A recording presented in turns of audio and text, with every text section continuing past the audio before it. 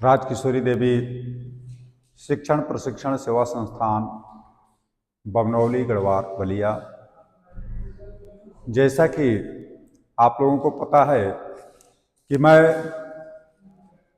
आप लोगों को B Ed special education HI, IDD और VI ये तीनों कोर्स में जो पेपर नंबर 4 है उसी के विषय में चर्चा करता हूं। तो आज के क्लास में फिर हम लोग इन्हीं सब बिंदुओं पर चर्चा करने के लिए अपने बीच उपस्थित हुए हैं। तो सबसे पहले हम थोड़ा सा पीछे चल कर के देख लें। जैसे हम बालक के विकास के विषय में पिछले कक्षाओं में इसकी चर्चा परिचर्चा हम लोग आपस में किए थे कि बालक का बाल्यावस्था में, शैशव अवस्था में, किशोरावस्था में, प्रौढ़ावस्था में विकास की स्थिति क्या रहती है, कैसे विकास होता है, इन सब बिंदुओं पर हम लोगों ने चर्चा किया था।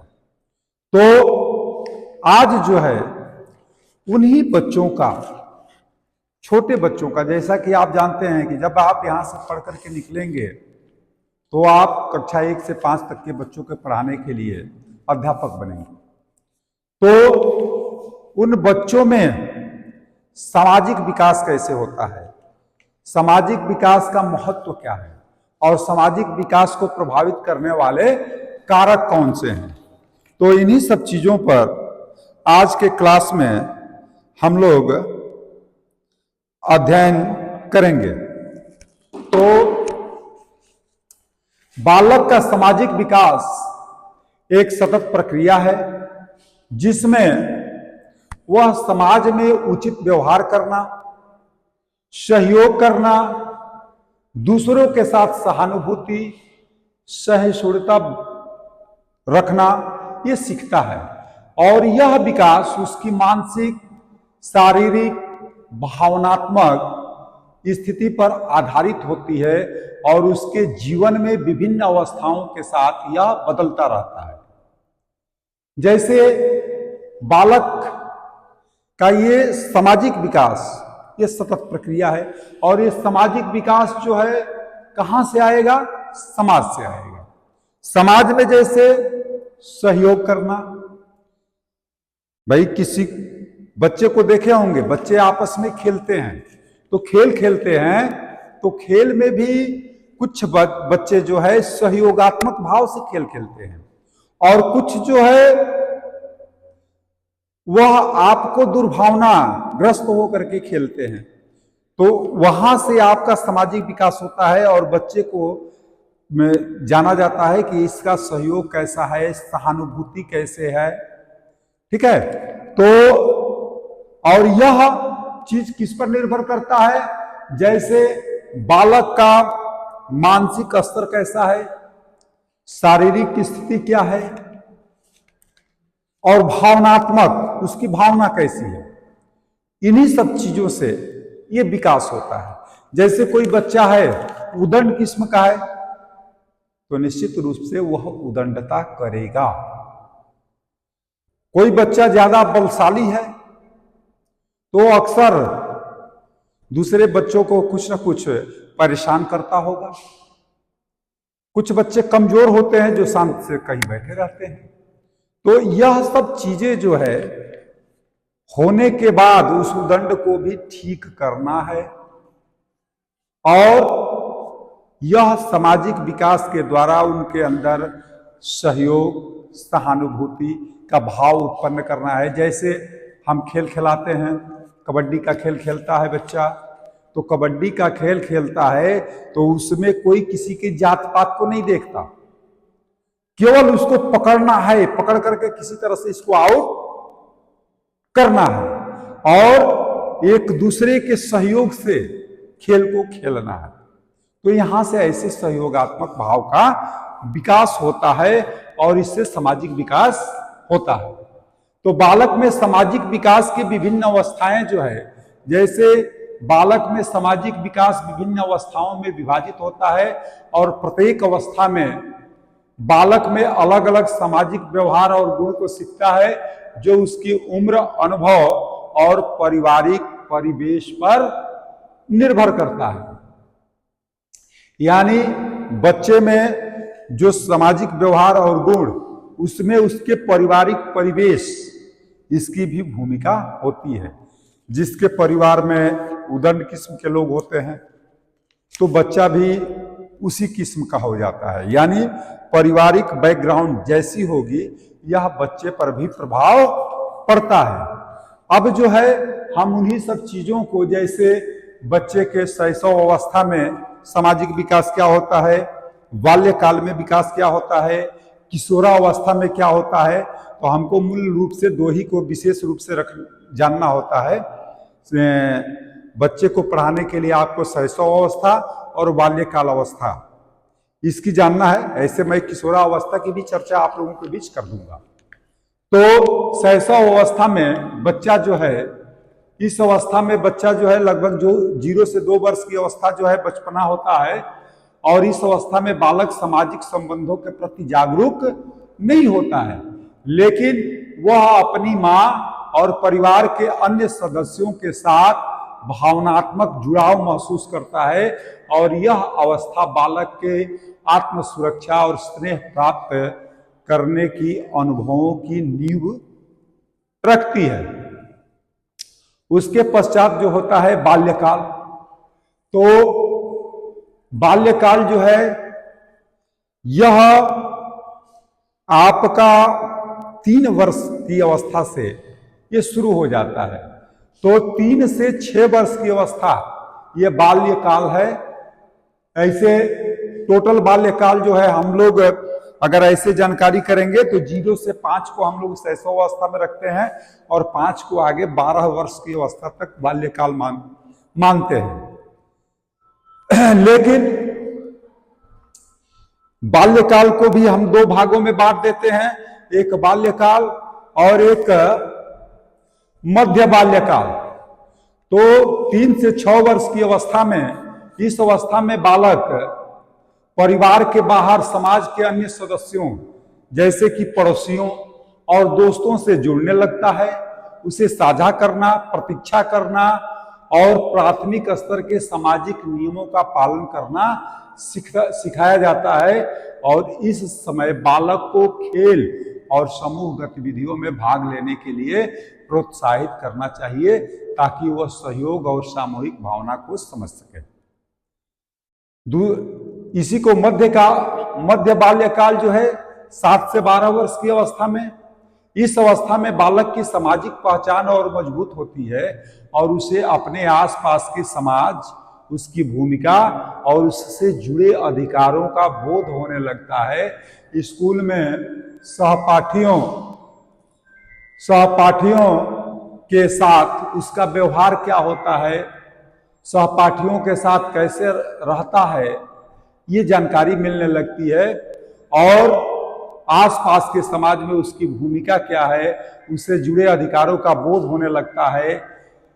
सहपाठियों और शिक्षकों के साथ अधिक समय बिताने से उसे अनुशासन, टीम वर्क और आत्मनिर्भरता का अनुभव होता है, और इस अवस्था में बच्चे में नैतिकता, जिम्मेदारी और आत्मनियंत्रण का विकास होता है। अगला जो है वो है किशोरावस्था। तो किशोरावस्था बालक में सबसे महत्वपूर्ण सामाजिक विकास की अवस्था होती है, और इस उम्र में बालक अपनी व्यक्तिगत पहचान को समझने और समाज में अपनी भूमिका को ढूंढने का प्रयास करता है। और यह समय जो है दोस्ती, प्रेम और समूहों में पहचान स्थापित करने की उसमें तीव्र इच्छा होती है। यानी 13 से 18 वर्ष की स्थिति में बच्चा जो है बहुत ही चंचल हो जाता है, और वह अपने को कहीं न कहीं वह स्थापित करने के लिए, अपने को कहीं न कहीं सुपर साबित करने के लिए वो प्रयास करने लगता है। तो किशोरावस्था में बच्चों को मार्गदर्शन की अत्यधिक आवश्यकता होती है, ताकि वह समाज में सकारात्मक भूमिका निभा सकें और गलत प्रभावों से बच सकें। अब जो है ये सामाजिक विकास, इसको प्रभावित करने वाले कुछ कारक हैं। जैसे बालक में सबसे पहला जो है सामाजिक विकास को प्रभावित करने वाला जो कारक है वो है उसका पारिवारिक परिवेश। यानी बालक का पहला सामाजिक अनुभव कहां से मिलता है? परिवार से मिलता है। इसीलिए बच्चे की मां को सबसे पहला गुरु, पढ़ने के लिए बच्चे के मां को सबसे पहला गुरु माना जाता है और उसका घर जो है सबसे पहली पाठशाला होती है। यानी बच्चा जो है सबसे पहले सीखने का काम अपने घर से ही शुरू करता है। अब आपका जैसा परिवेश होगा बालक के ऊपर उसी प्रकार का प्रभाव पड़ेगा। जैसे मैं आपको एक छोटी सी घटना बता देता हूं कि एक बच्चा था, मेरे यहां पढ़ने आता था और मैं जो है शाम के वक्त उस बच्चे के घर गया और उसके गार्जियन से पूछा कि बच्चे की क्या स्थिति है, बच्चा पढ़ने में कैसा है? पढ़ने में तो ठीक है लेकिन गाली बहुत देता है। और वो भी गाली के मुंह से ही बोल रहे थे। उसके दादाजी थे, दरोगा से रिटायर्ड थे, तो गाली के मुंह से ही बोल रहे थे और कह रहे थे कि ये गाली देता है। तो अंत में मुझे उनसे कहना पड़ा कि भैया आप तो खुद दरोगा से रिटायर हैं, वो गाली कहीं से सीखा नहीं है, वो आप ही से सीख रहा है। आप प्रत्येक बात को बोल रहे हैं और इसमें गाली दे रहे हैं, तो गाली दे रहे हैं वो इसी को सीख रहा है, तो आप खुद गाली सिखा रहे हैं। आप अपना गाली देना बंद कर दीजिए, बच्चे का गाली देना बंद हो जाएगा। तो यह देखिए, यही सामाजिक वो उसका पारिवारिक परिवेश जो है उसके विकास के लिए बाधक होता है। तो जिसका जैसा परिवेश होगा बालक में उस प्रकार का विकास होता है। परिवार के सदस्यों के साथ संबंध, उनका व्यवहार और उनके द्वारा सिखाए गए मूल्य बालक के सामाजिक विकास के नींव बनते हैं। माता पिता का प्रेम, ध्यान और अनुशासन बच्चों को समाज में उचित व्यवहार करना सिखाता है। अगला जो है वो है सांस्कृतिक कारक। यानी जिस संस्कृति में बालक का पालन पोषण होता है उसका प्रभाव उसके सामाजिक दृष्टिकोण और व्यवहार पर भी पड़ता है। सांस्कृतिक मान्यताओं, रीति रिवाजों और परंपराओं से बच्चों में सामाजिक नियमों और शिष्टाचार का विकास होता है। इसके अलावा बालक को समाज में अपने धर्म, भाषा और संस्कृति के प्रति गर्व और सम्मान सिखाया जाता है। यानी संस्कृति, हमारी संस्कृति क्या है? अपनी संस्कृति जिस प्रकार की जहां संस्कृति होगी उस प्रकार का वहां का व्यवहार हो जाता है। जैसे हमारी संस्कृति है कि हम अपने से बड़ों का आदर करते हैं, छोटों को प्यार करते हैं। कुछ जगह की संस्कृति है कि जहां कोई भेदभाव नहीं है, कोई बड़ा छोटा नहीं है, सब एक दूसरे को एक समान स्थिति से बोलते जाते हैं। हमारे यहां रिश्ता है भाई बहन, पिता चाचा चाची, नाना नानी, ये रिश्ता है। पश्चिमी देशों में चले जाओ, कोई रिश्ता नहीं है। तो उसका भी प्रभाव बच्चे के ऊपर पड़ता है। यानी यही सांस्कृतिक कारक भी बच्चे का सामाजिक विकास को प्रभावित करता है। अगली बात आती है शैक्षिक वातावरण। विद्यालय जो है बालक का दूसरा घर होता है, जहां वह अपने सहपाठियों और शिक्षकों से सामूहिक रूप से सीखता है। विद्यालय में अनुशासन, समय प्रबंधन और नियमों का पालन करने से बालक में सामाजिक अनुशासन का विकास होता है। शिक्षक बच्चों में सामाजिक कौशलों जैसे कि संवाद, सहयोग और आत्मनिर्भरता को प्रोत्साहित करते हैं। उसके बाद जो है समूह प्रभाव, बालक के सहपाठी और मित्र उसका भी सामाजिक विकास पर प्रभाव डालते हैं। और इस उम्र में बच्चे जो है ज्यादातर अपने दोस्तों से ही सीखते हैं और उनके व्यवहार से प्रभावित होते हैं। मीडिया और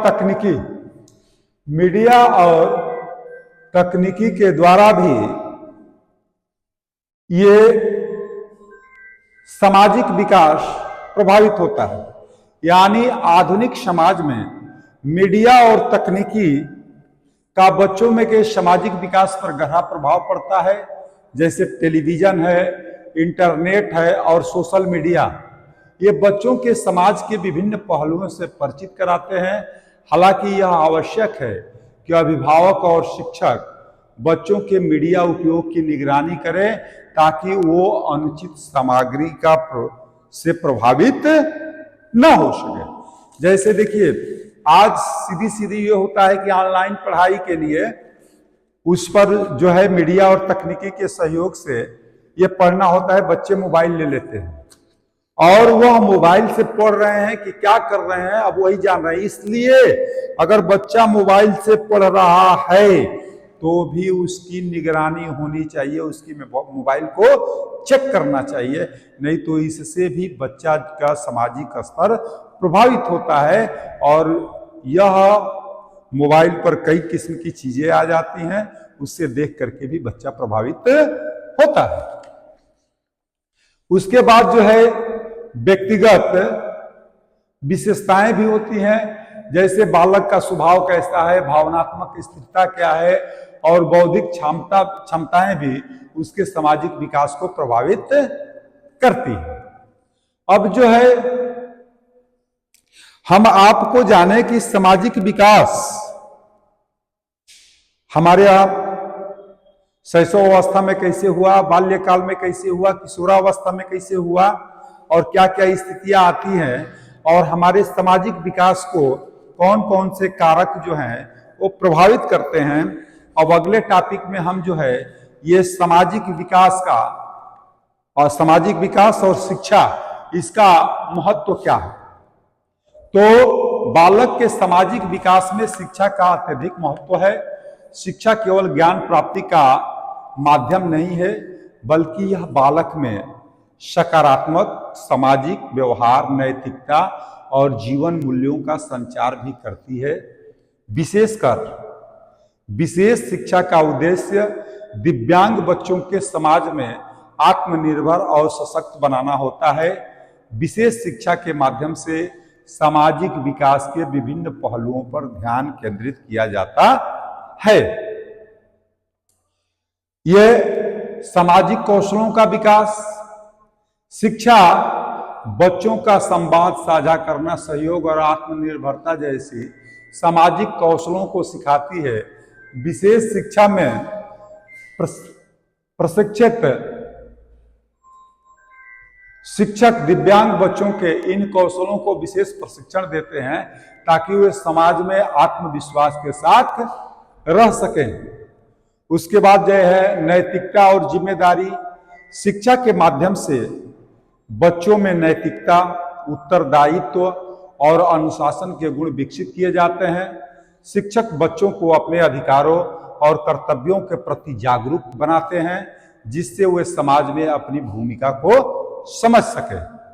और उसके बाद है सकारात्मक दृष्टिकोण का विकास। शिक्षा जो है, शिक्षा से ये संभव है। शिक्षा बच्चों का एक सकारात्मक दृष्टिकोण से समाज को देखने और उसमें भागीदारी करने के लिए प्रेरित करती है। विशेषकर दिव्यांग बच्चों को आत्मसम्मान और आत्मविश्वास के साथ समाज का हिस्सा बनाने के लिए शिक्षा का योगदान जो है ये अमूल्य है। उसके बाद समस्याओं का समाधान। शिक्षा जो है बालक में समस्याओं को समाधान करने की क्षमता विकसित करती है, जो कि समाज में उसके स्थान को मजबूत करती है और उसे समाज में किसी भी प्रकार की चुनौती को सामना करने के लिए तैयार करता है। अब विशेष शिक्षा में सामाजिक विकास का महत्व। विशेष शिक्षा सामाजिक विकास के महत्व को समझते हुए दिव्यांग बच्चों को उनकी विशेष आवश्यकताओं के अनुसार प्रशिक्षण देती है और विशेष शिक्षा में जो सामाजिक उद्देश्य हैं उसका मतलब यह है कि सबसे पहला मतलब है समाज में आत्मनिर्भर बनाना, यानी दिव्यांग बच्चों को आत्मनिर्भर बनने के लिए विशेष शिक्षा द्वारा प्रशिक्षित किया जाता है और यह उन्हें अपनी आवश्यकताओं को समझने और समाज में अपने अधिकारों को उपयोग करने में सहयोग करता है। उसके बाद जो है सकारात्मक व्यवहारिक प्रशिक्षण है, भावनात्मक संवेदनशीलता का विकास है। इसके द्वारा जो है बच्चों में विशेष शिक्षा के माध्यम से दिव्यांग बच्चों में भावनात्मक संवेदनशीलता और दूसरों की भावनाओं के प्रति सहानुभूति विकसित की जाती है। तो पहला ये रहा आपका सामाजिक विकास। अब सामाजिक विकास के बाद चारित्रिक विकास, यानी बच्चे का चारित्रिक विकास कैसे होता है। और ये आप एक बात और पहले ही जान लीजिए कि देखिए, किसी व्यक्ति का अगर धन का नाश हो जाए तो बहुत बड़ी बात नहीं है, और स्वास्थ्य का नाश हो जाए तो थोड़ा बहुत बात है, लेकिन चरित्र का नाश हो गया तो निश्चित रूप से जानो कि अब कुछ बचा नहीं। इसलिए चरित्र को सजो करके रखना है, और यह चारित्रिक विकास जो है इसी को जानने के लिए हम जो है अब इस टॉपिक पर आते हैं। तो चारित्रिक विकास जो है बच्चों के संपूर्ण व्यक्तित्व का एक महत्वपूर्ण अंग है, और यह उस नैतिकता, ईमानदारी, सच्चाई, अनुशासन और सहनशीलता का निर्माण करता है जो किसी व्यक्ति को समाज में एक अच्छा नागरिक बनने के योग्य बनाता है। बालक के जीवन के विभिन्न चरणों में उसका चारित्रिक विकास विभिन्न तरीकों से होता है, और इसके निर्माण में कई कारक महत्वपूर्ण भूमिका निभाते हैं। विशेषकर विशेष शिक्षा के क्षेत्र में चारित्रिक विकास पर ध्यान देना आवश्यक है, ताकि विशेष आवश्यकता वाले बच्चों में भी सशक्त नैतिक मूल्यों का निर्माण हो सके। अब जो है बालक में चारित्रिक विकास की विभिन्न अवस्थाएं, जैसे सामाजिक विकास की विभिन्न अवस्थाएं थी, शैशव अवस्था, बाल्यकाल अवस्था और किशोरावस्था, ठीक उसी तरह से चारित्रिक विकास भी आपका शैशव अवस्था, बाल्यकाल अवस्था और किशोरावस्था, इसमें चारित्रिक विकास किस तरह से होते हैं तो इसको जानेंगे। तो जो शैशव अवस्था जो कि 0 से 2 वर्ष की अवस्था बताई गई है, इस अवस्था में बालक का चारित्रिक विकास उसके परिवार और उसके देखभाल करने वालों पर निर्भर करता है। बालक इस अवस्था में अच्छा और बुरा कोई अंतर नहीं समझता, लेकिन परिवार से प्राप्त देखभाल, स्नेह और अनुशासन की नींव इस समय में डाली जाती है, और यह एक बच्चे की विश्वास और सुरक्षा की भावना का विकास करती है। बाल्यकाल में इस अवस्था में बालक कुछ नैतिक मूल्यों को समझने लगता है, जैसे कि सच बोलना, दूसरों की मदद करना, सही गलत इसका थोड़ा बहुत भेद करना वह जान जाता है। और यह वह समय है जब बालक अपने माता पिता और शिक्षकों को आदर्श मानकर उनके द्वारा सिखाई गई बातों को अपनाता है, और स्कूल में प्रवेश करने के साथ ही उसे अनुशासन, नियमों और जिम्मेदारियों का प्रारंभिक अनुभव मिलता है। मध्य बाल्यकाल, यानी इस अवस्था में बालक का चारित्रिक विकास और स्पष्ट हो जाता है, और उसे अपने व्यवहार, नैतिकता और समाज में सही गलत का बोध होने लगता है। इस उम्र में बालक सहयोग, ईमानदारी और आदर जैसे गुणों को समझता है। उसे अपने आसपास के लोगों से सीखने का अवसर मिलता है। उसके बाद जो है किशोरावस्था। किशोरावस्था में बालक का चारित्रिक विकास ये सबसे महत्वपूर्ण समय होता है, और यह समय आत्म जागरूकता और आत्म पहचान का है। इस समय बालक का नैतिक मूल्य, आदर्श और समाज के प्रति उसकी जिम्मेदारी स्पष्ट होती है। वह सही और गलत के आधार पर निर्णय लेना सीखता है, और उसका व्यक्तित्व स्थिरता की ओर बढ़ता है। किशोरावस्था में बच्चों के जीवन में परिवार और दोस्तों का विशेष महत्व होता है, जो उनके चारित्रिक विकास पर गहरा प्रभाव डालता है। यानी ये किशोरावस्था जो है, इसी अवस्था में आपका चारित्रिक विकास तीव्र गति से होता है, और एक तरह से मेरे शब्दों में यही समय है कि इस समय में बच्चे या तो बन जाते हैं और नहीं तो बिगड़ जाते हैं। ये बहुत ही संवेदनशील समय होता है, यानी इसमें बच्चे के पास जो है सही और गलत की निर्णय लेने की क्षमता आ जाती है, लेकिन ये दोनों निर्णय हमारे अंदर होता है, और कौन सा निर्णय हम पर हावी हो जाएगा ये कोई नहीं जानता है। ये ओनली आपके ऊपर निर्भर करता है कि कौन से गुण को विकास करते हैं, और जो विकास अगर गलत नैतिकता आपके अंदर आ गई तो निश्चित रूप से आपका विनाश हो जाएगा, और बढ़िया नैतिकता आ गई तो आप निश्चित रूप से कहीं बढ़ करके आगे बढ़ जाएंगे और विकास करेंगे। तो लेकिन ये दोनों चीजें जो है ये आपके अंदर निहित हैं, विकास आपको करना है। जैसे एक छोटी सी मैं घटना बता देता हूं कि देखिए, हम रास्ते पकड़ करके जाते हैं, इस समय खेत में गन्ना लगा हुआ है, हमारा नहीं है, लेकिन गन्ना चूसने की इच्छा बनती है, तो मन करता है कि इसमें से तोड़ लें। तो तोड़ लें तो हमारे मन के अंदर जो है एक भाव बैठा रहता है कि मेरा तो है नहीं, ये दूसरा का है, देखेगा तो डांटेगा। देखिए, सही और गलत का निर्णय आपके अंदर दोनों चल रहा है। फिर आपके अंदर गलत जो है, एक सही निर्णय ये हुआ कि दूसरे का है, हम उसमें नहीं जाएंगे, नहीं तोड़ेंगे, नहीं तो आपको अपमानित कर सकता है। और दूसरा निर्णय ये है कि चलिए इतना कोई देख लेगा कि थोड़े नहीं, तोड़कर भाग जाएंगे, यानी गलत, ये भी आपके अंदर। तो ये दोनों का अंतर्द्वंद चलता है, और जो अंतर्द्वंद ज्यादा हावी होता है, अगर गलत का अंतर्द्वंद आप पर हावी हुआ तो आप तोड़ लेंगे और लेकर के चले जाएंगे, भले गाली सुनना पड़ेगा तो सुन लेंगे। और अगर सही का ये हुआ तो आप कतई उसके गन्ना के खेत में तोड़ने नहीं जाएंगे, गन्ना तोड़ने नहीं जाएंगे, छोड़ करके घर चले जाएंगे। तो ये किशोरावस्था जो है बहुत खतरनाक होता है। अब जो है चरित्र को निर्माण करने वाले प्रमुख कारण, तो प्रमुख कारण जैसे सामाजिक विकास के प्रमुख कारक जो थे, पारिवारिक परिवेश था, विद्यालय था, सामाजिक परिवेश था, धार्मिक और नैतिक शिक्षा थी, मीडिया और मनोरंजन, ये सारी चीजें जो सामाजिक विकास को प्रभावित करने वाले कारक हैं, यही कारक आपके चारित्रिक विकास को भी प्रभावित करते हैं।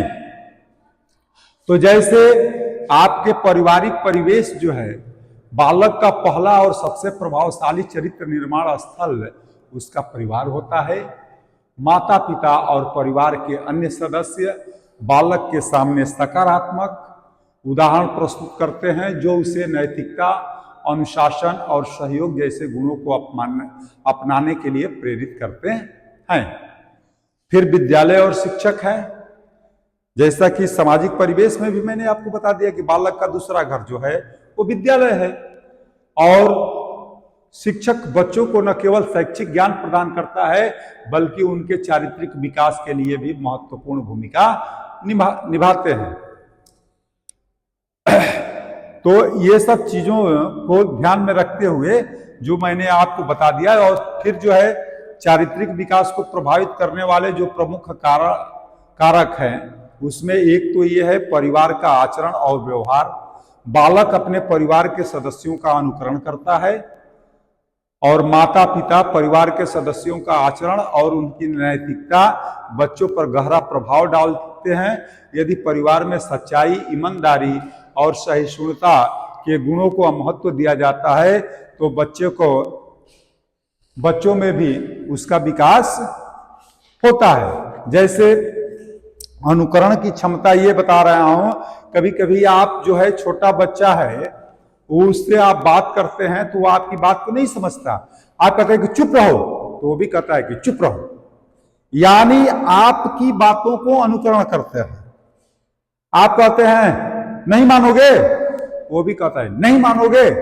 यानी आपकी प्रतिक्रिया करता है, यानी आप जैसे बोलेंगे उसको सही और गलत का निर्णय नहीं कर पाता है, यानी वो आपकी बातों का मनली अनुकरण करता है। तो इससे जैसा जिस तरह का आचरण आपका होगा, जिस तरह का व्यवहार आपका होगा, उस तरह का व्यवहार बच्चे में आ जाएगा। विद्यालय का वातावरण, यानी विद्यालय का सकारात्मक वातावरण बालक के चारित्रिक विकास में सहायक होता है। फिर समूह का प्रभाव, यानी बालक अपने साथियों से कई बातें सीखता है, इसलिए यह महत्वपूर्ण है कि उसका समूह सकारात्मक सोच और नैतिक गुणों से युक्त हो। यानी बच्चा घूमने जा रहा है या खेलने जा रहा है या किसके साथ जा रहा है, इस पर भी ध्यान देने की जरूरत है।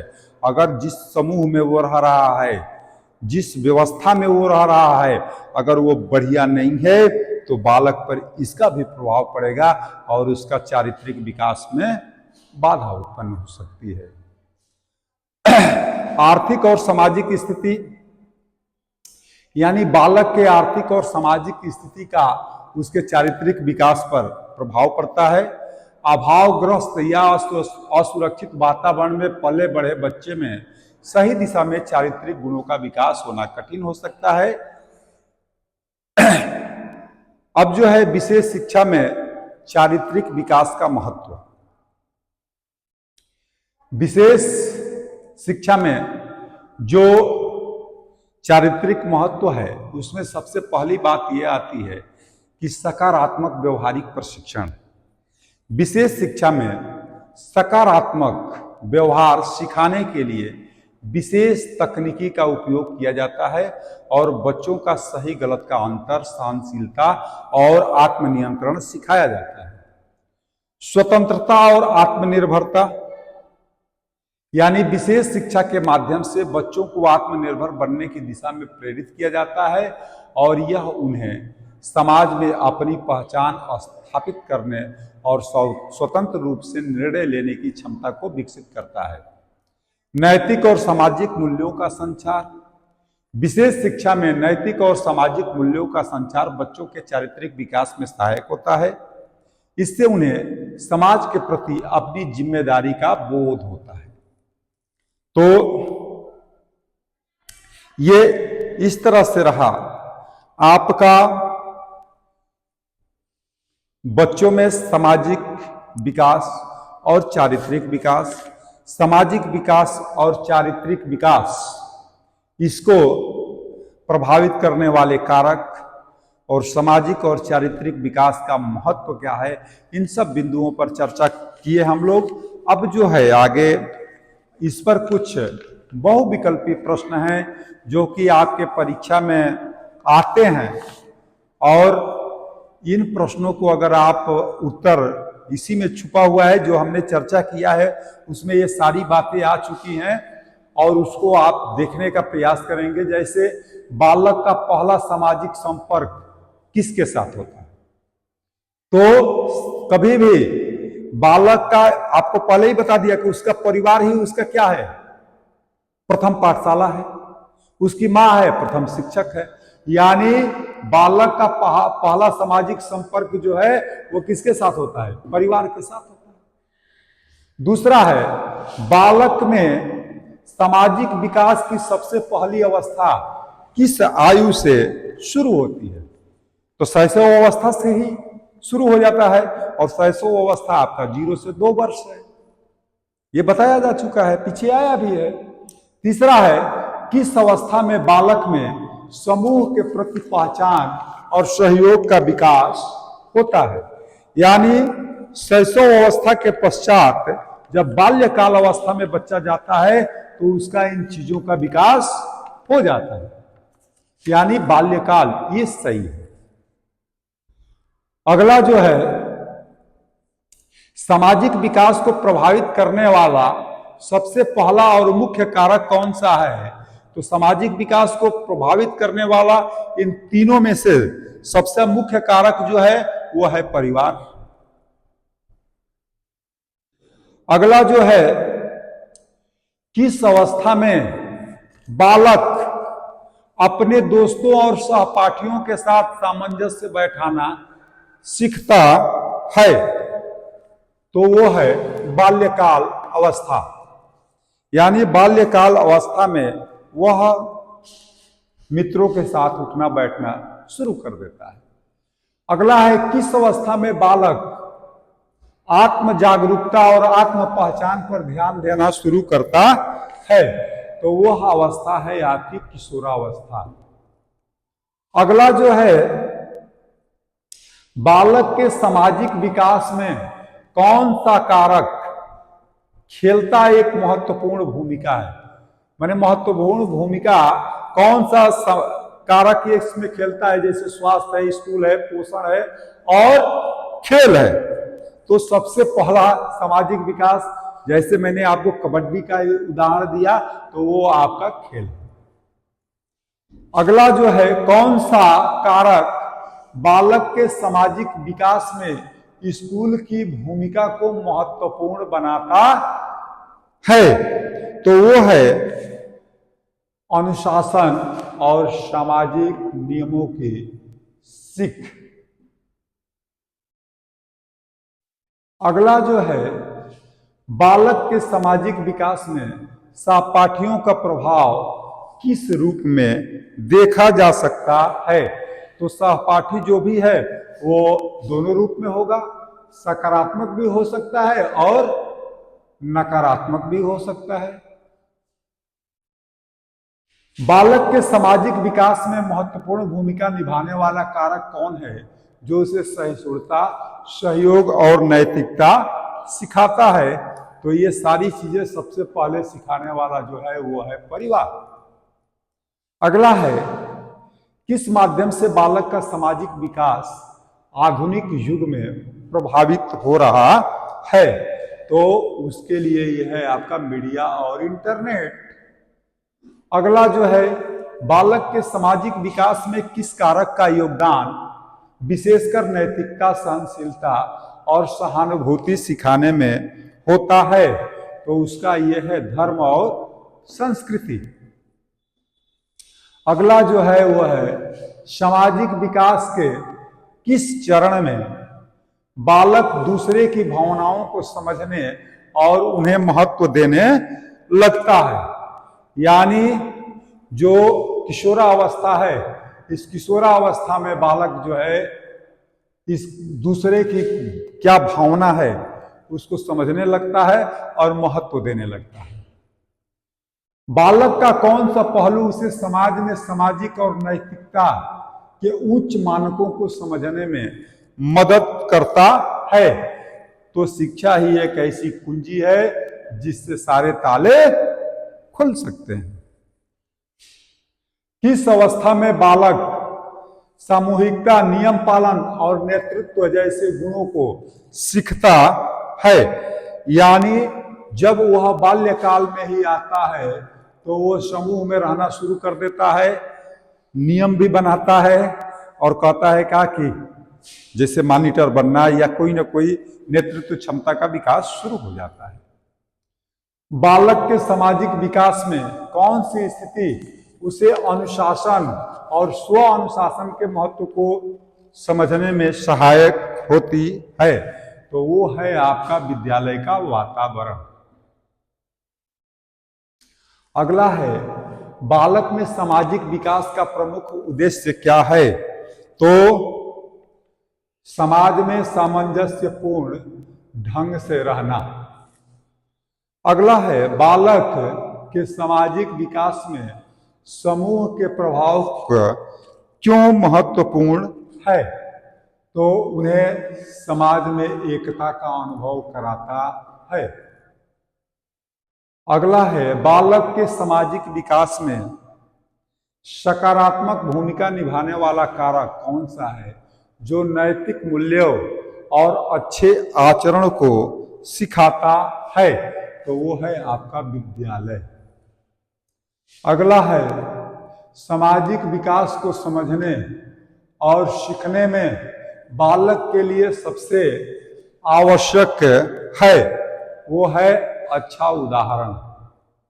अगला है बालक में चारित्रिक विकास का सबसे पहला प्रभाव किससे होता है? तो चाहे वो चारित्रिक हो या सामाजिक, कोई भी विकास परिवार से ही शुरू होता है। किस अवस्था में बालक सबसे अधिक नैतिक मूल्यों और आदर्शों को समझना शुरू करता है? तो वो है आपका किशोरावस्था। अगला है बालक का चरित्र निर्माण करने में किसका महत्वपूर्ण योगदान होता है? तो ये तीनों का, परिवार, समाज और शिक्षक, तीनों के योगदान से ही चरित्र का निर्माण होता है। बालक के चारित्रिक विकास में किसका प्रभाव सबसे अधिक होता है? तो वो है आपका पारिवारिक वातावरण। अगला है बालक के चारित्रिक विकास के लिए अनुशासन और नैतिकता का ज्ञान किस माध्यम से होता है? तो वो है विद्यालय से। अगला है किस अवस्था में बालक स्व अनुशासन और आत्मनियंत्रण का विकास होता है? तो वो है आपका किशोरावस्था। अगला है बालक का चारित्रिक विकास किस प्रकार के उदाहरणों से प्रभावित होता है? तो कभी भी सकारात्मक उदाहरण ही सही होते हैं। अगला है बालक के चारित्रिक विकास में नैतिकता, सच्चाई और ईमानदारी का पाठ कौन सिखाता है? तो सबसे पहले, जैसे विद्यालय, खेल, परिवार, सामाजिक संगठन, तो सबसे पहले परिवार से ही ये बातें चलती हैं। निम्नलिखित में से किस कारक के बालक के चारित्रिक विकास पर सकारात्मक या नकारात्मक प्रभाव पड़ता है? तो वो है आपका सामाजिक परिवेश। अगला है बालक के चारित्रिक विकास के लिए सबसे आवश्यक गुण कौन सा है? तो सबसे आवश्यक गुण जो है वो है अनुशासन और नैतिकता। तो इस तरह से जो टॉपिक हम लोगों ने उठाया था, उस टॉपिक पर कुछ चीज़ों को हम लोगों ने जाना, उस पर कुछ प्रश्नों को रखा, समझने का प्रयास किया। मुझे उम्मीद है कि यह टॉपिक आपको निश्चित रूप से समझ में आ गई होगी। फिर भी कहीं अगर दिक्कत परेशानी हो रही हो तो यह वीडियो के माध्यम से आप कोई यूट्यूब पर भी जा रहा है, उसके कमेंट बॉक्स में अपनी बात को लिखेंगे, फिर उसको हम देख लेंगे, फिर उसका सॉल्यूशन निकाल करके आपको देने का प्रयास करेंगे। और इन्हीं शब्दों के साथ आज जो है इस क्लास को यहीं पर विराम देते हुए अपनी बात को भी विराम देता हूं। जय हिंद।